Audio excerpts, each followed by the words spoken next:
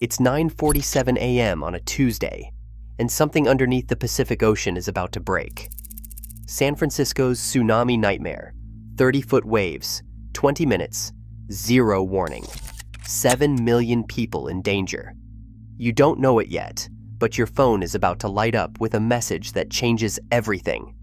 No evacuation plan, no time to reach higher ground, no sirens, just the roar of water coming and the clock ticking down to catastrophe. This is the story they don't want you to know about one of America's most iconic cities and the disaster that could be waiting just beyond the horizon. Welcome to Megaquakes. I'm your guide to the Earth's most dangerous secrets. I've spent the last 5 years digging into geological records, interviewing emergency managers, and studying USGS databases. What I found is terrifying. It's not the kind of disaster you see on the news. It's the kind that happens while you're at work or at home. And by the time you understand what's happening, it's already too late. This is the story of San Francisco's hidden death sentence and why 7 million people have no idea what's coming. Here's what most people get wrong about tsunamis. Hollywood shows them as massive waves building on the horizon. This slow-motion catastrophe you can see coming from miles away. You watch the ocean recede. You see the horizon darken. You have time to think and react. Wrong. That's not how real tsunamis work. Real tsunamis don't announce themselves. They arrive like a thief in the night, faster than you can run, with barely enough time to understand what's happening before it's already too late. The water doesn't send a warning. It doesn't build gradually on the horizon. It appears. It consumes. It's gone. When the 2004 Indian Ocean tsunami hit Indonesia, witnesses said they heard the roar of the ocean before they saw anything. That roar was the sound of water moving at impossible speed. By the time people understood what was happening, the water was already there. Families were torn apart. Entire villages vanished in minutes. 230,000 people died. Not slowly, not gradually, suddenly. That's what a real tsunami does. And nowhere is this danger more acute, more overlooked, and more catastrophic than in the San Francisco Bay Area. Nearly 220,000 people live in official tsunami hazard zones right now. This isn't speculation. This isn't fear-mongering. These are numbers from the USGS, from official inundation maps, from decades of scientific research.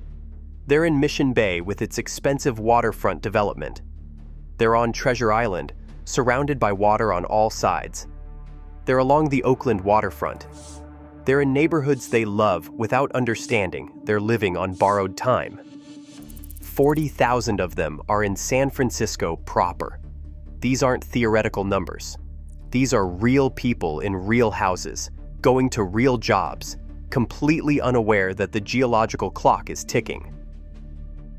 But here's the question that keeps geologists up at night. Where is this tsunami coming from? The answer sits 600 miles away, off the coast of Oregon and Washington, in a place most people have never heard of. It's called the Cascadia subduction zone. Think of it as a massive crack in the planet's crust. A geological scar running along the seafloor where two enormous plates are locked together in a battle that's been going on for millions of years. On one side, the Juan de Fuca plate, an ancient piece of oceanic crust that's sliding beneath the continent at a rate of about 1.5 inches per year. On the other side, the North American plate, pushing back with immense force. These aren't small regional plates. They're continental-scale geological features. They're strong enough to reshape the Earth.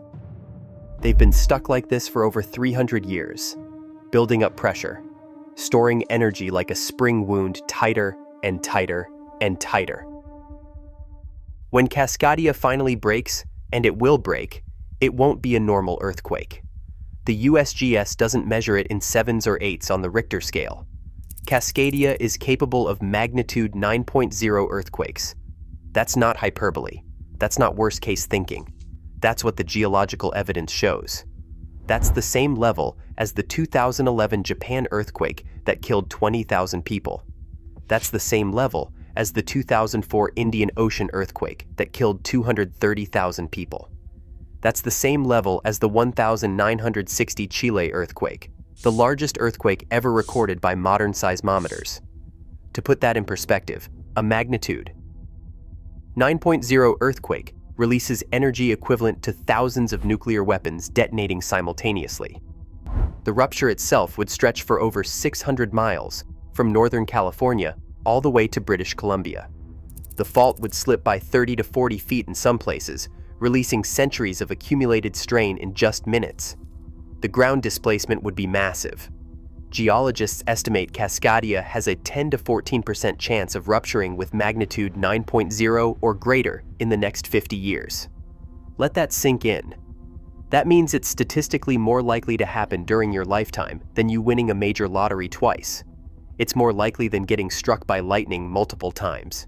It's a real probability. It's a real threat. The shaking alone would be apocalyptic.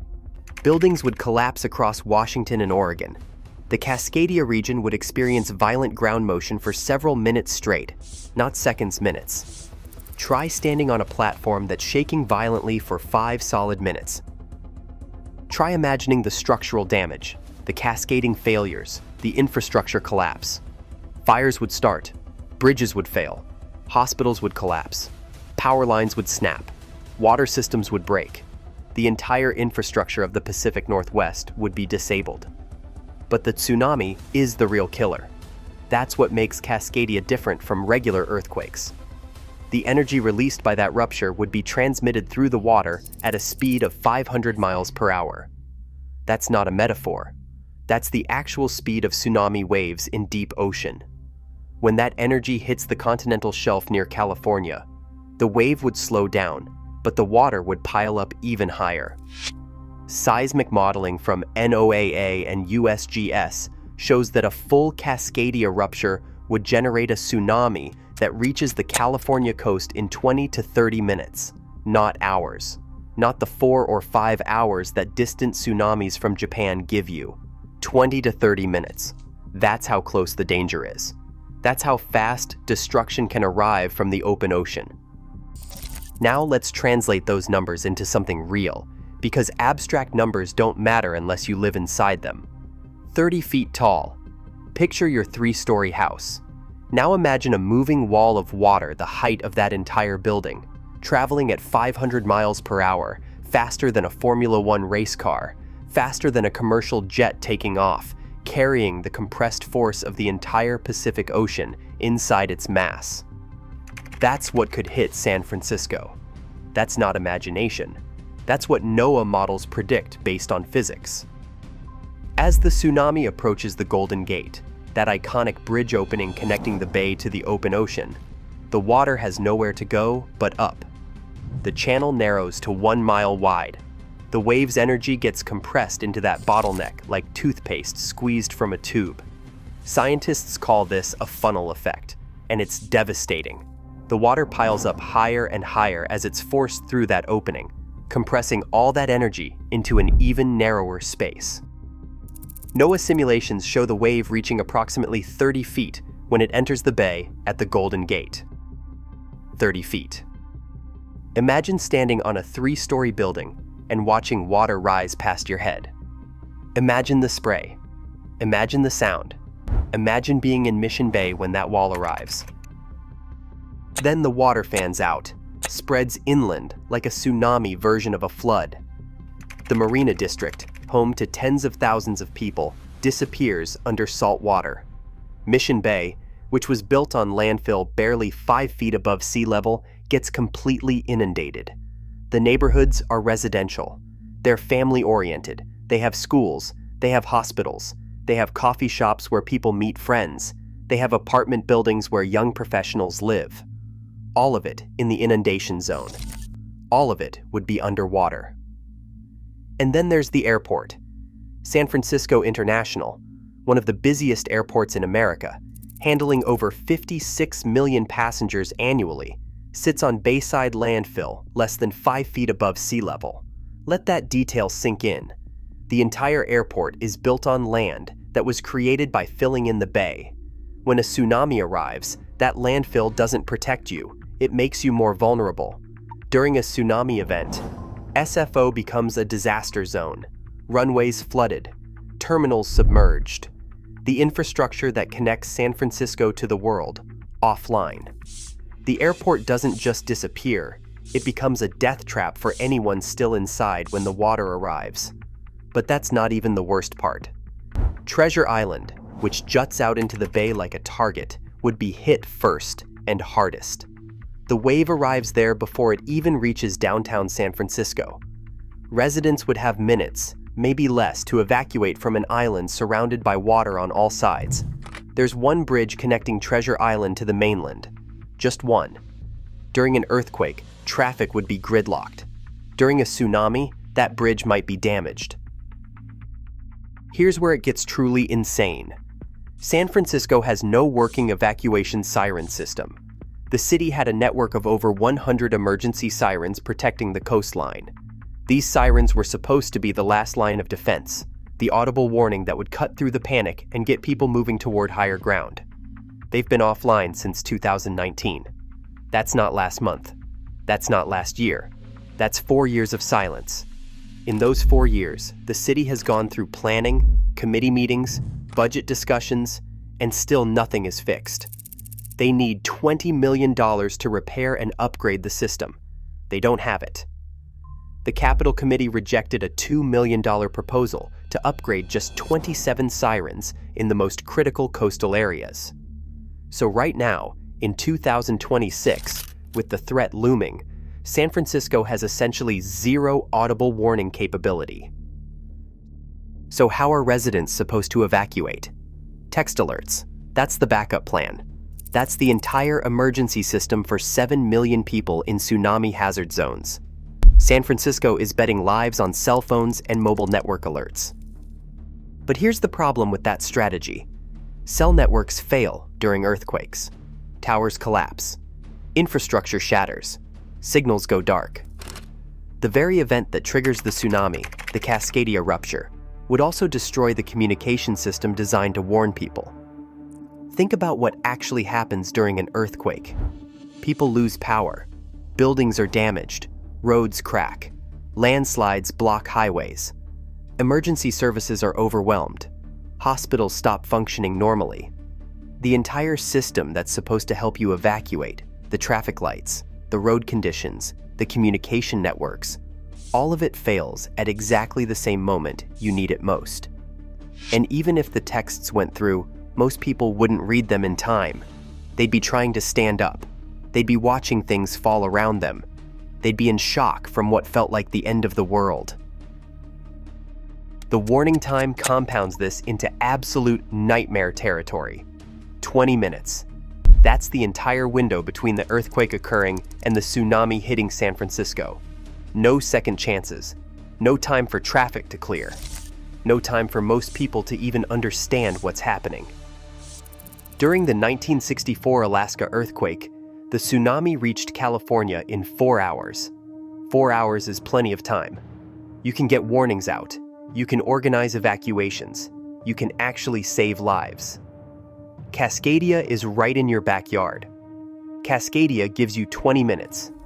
In those 20 minutes, you need to feel the earthquake, realize it's big enough to trigger a tsunami, access evacuation information, leave your house or office, avoid the immediate chaos and panic, navigate roads that are probably damaged or impassable, and reach ground that's at least 100 feet above sea level.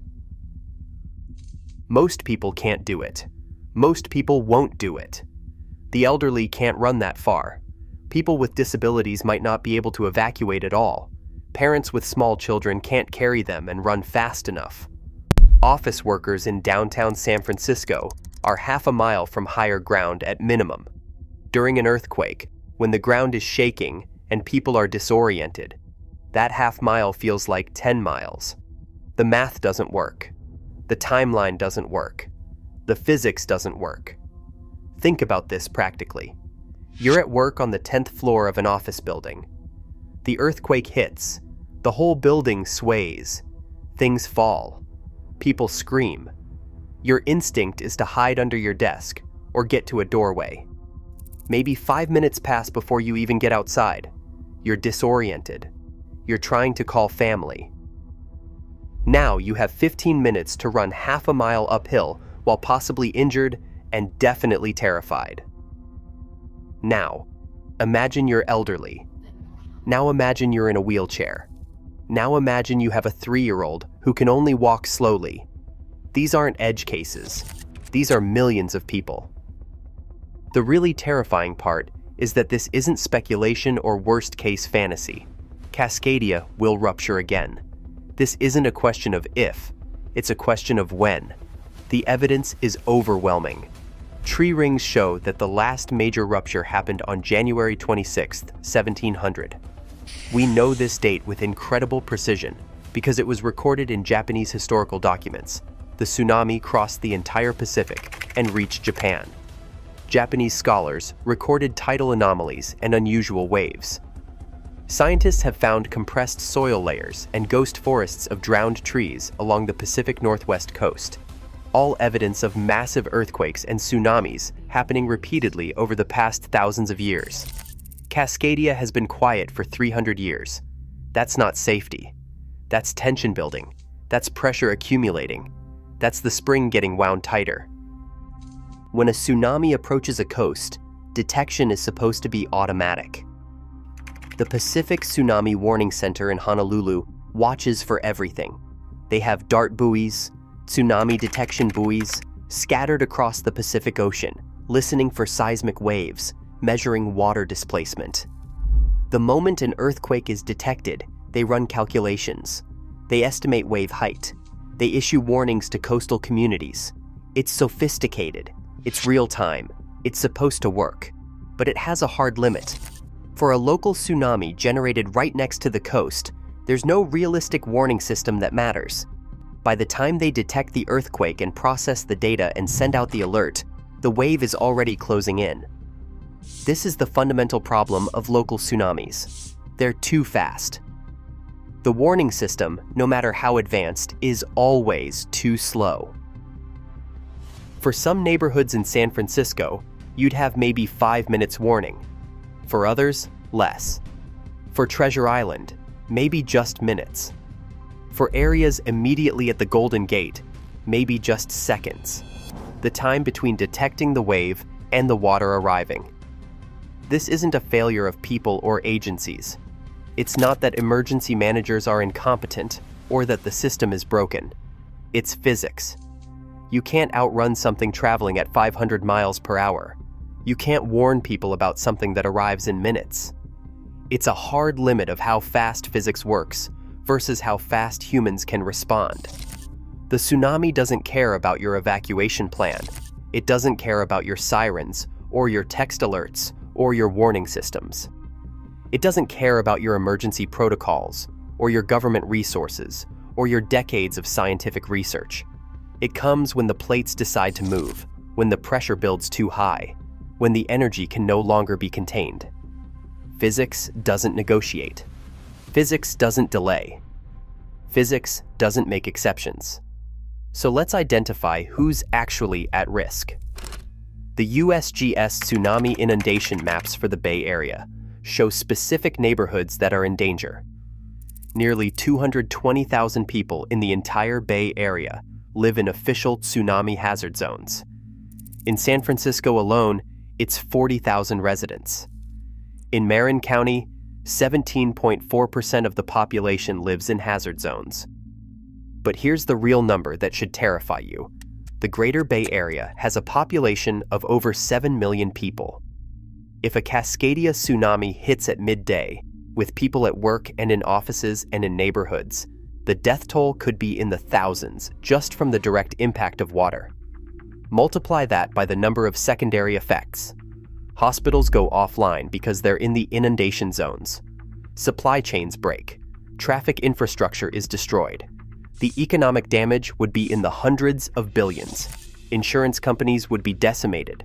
Businesses would relocate. Housing would become impossible. San Francisco, one of the wealthiest cities in America, would be crippled economically for years. Some neighborhoods would be abandoned permanently. People would leave. They would move away. The city would shrink. And here's what they're not telling you. There's almost no preparation happening right now. There's no mandatory evacuation drills in the schools. There's no regular tsunami preparedness education in communities. Most people living in Mission Bay have no idea they're in a hazard zone. They see the water, they see the views, they see the expensive real estate, but they don't see the danger. Most people near the waterfront haven't ever looked at an inundation map. The city publishes information. It's online. It's available. You can access the tsunami inundation maps right now if you want to find your zone. You can download evacuation guides. You can watch preparedness videos. But knowing and preparing are completely different things. Most residents are living in dangerous areas without any action plan, any supplies, any understanding of what would happen to them if the ground started shaking and didn't stop. They don't have emergency kits. They don't know where to go. They don't have a family meeting plan. They've never practiced. The infrastructure to handle a tsunami exists on paper. It exists in digital files. It exists in presentations that nobody watches. But it doesn't exist where it matters, in people's minds, in their training, in their preparation. The 1906 San Francisco earthquake killed 3,000 people, and it fundamentally changed how America thinks about earthquake risk. It led to stricter building codes. It led to the Richter scale. It led to the entire field of modern seismology. We learned, we adapted, we built better. But tsunamis are different. They are invisible until they arrive. They are distant until they are immediate. They are so catastrophic and so unlikely. A 9.0 magnitude earthquake off Oregon in exactly the right way, traveling at exactly the right angle toward the bay, that people push them out of their minds. But think about this from a probability standpoint. A 10 to 14% chance in 50 years means there is better than 1 in 7 odds that this happens before you retire. For Bay Area residents, those odds feel abstract until the moment the ground starts shaking and does not stop. Then the odds become everything. The people who should have evacuated will be looking at walls of water. The people who should have prepared will be wondering why they did not. The people who should have known better will be too late. But the evidence is overwhelming. The Cascadia subduction zone will rupture. The tsunami will reach San Francisco. And most of the people who should be running for higher ground will not even know it is coming until the water is already there. This is the unresolved warning that hangs over the Bay Area every single day. Not someday, not in the distant future. Right now, today. The pressure is building beneath the ocean. The plates are grinding. The energy is accumulating. One day, maybe today, maybe in 50 years, but certainly one day, that energy is going to break loose. And when it does, 30-foot waves will remind 7 million people how small they really are. The question isn't if it will happen. The question is whether you'll be ready. Are you living in a tsunami hazard zone and you don't know it? Have you ever looked at a map? Do you know how to reach high ground from your house? Could you reach it in 15 minutes? Do you have an emergency plan with your family? Have you practiced? Most people can't answer yes to these questions. Most people are living in a potential disaster zone without any awareness, any preparation, any understanding of what's about to happen. The sirens are broken. The warning time is minutes. The wave is 30 feet tall. And most of the people in its path don't even know the path exists. Speaking of warnings that can strike with no notice at all, download our free 72 Hours Disaster Guide. It walks you through exactly what to do when disaster hits with zero warning. The link is in the description. Thanks for watching Megaquakes. Stay aware, stay safe,